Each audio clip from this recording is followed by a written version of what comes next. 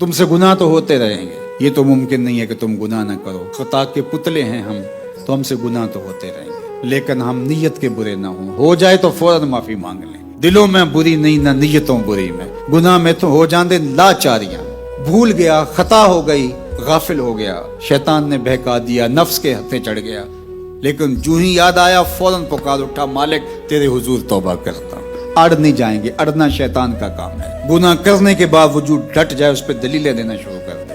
جو بندہ مومن ہے وہ معافی مانگتا ہے، آج اس کا کیا کام ہے کہ آگے سے اڑے، وہ کہے مالک مجھے معاف کر دے۔ فرمایا وَأَتْبِعِ السَّيِّئَةَ الْحَسَنَةَ تَمْحُهَا، اور جب بھی تم سے گناہ ہو جائے فوراً نیکی کرو، وہ نیکی گناہ کو مٹا ڈالے گی۔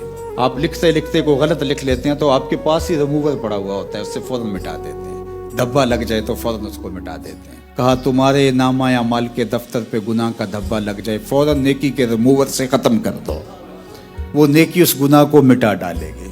آپ نے ایاز کا نام سنا ہے، محمود غزنوی کا، خادم خاص، باقی جلتے تھے، حسد کرتے تھے کہ بادشاہ اس سے خاص محبت کیوں کرتا ہے۔ حسد تو ہر شعبے میں ہے، لیکن اقتدار کی راہداریوں کے اندر حسد کچھ زیادہ ہی ہوتا ہے۔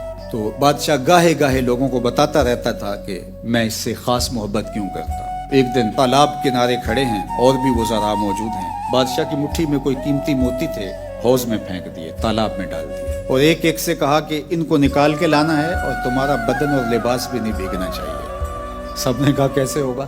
چھلانگ لگائیں گے، موتی نکالیں گے، بدن بھی بھیگے گا، لباس بھی بھیگ جائے گا۔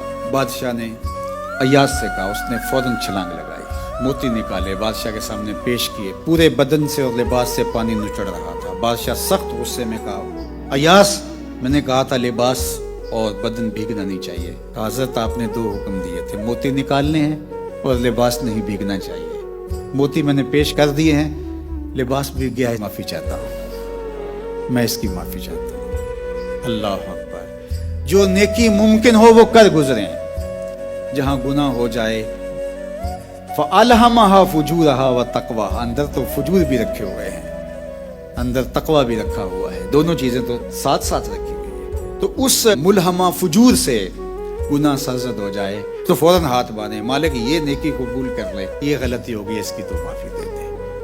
اللہ اکبر۔ دلیلیں نہ تراشتا پھرے کہ یہ مجھ سے اس لیے ہوئی ہے، اس لیے ہوئی ہے، اس پہ معافی مانگ لے۔ تو اللہ کے محبوب نے فرمایا وَأَتْبِعِ السَّيِّئَةَ الْحَسَنَةَ تَمْحُهَا، جب تم سے گناہ ہو جائے تو فرمایا فوراً نیکی کرو، وہ نیکی اس گناہ کو مٹا ڈالے گی۔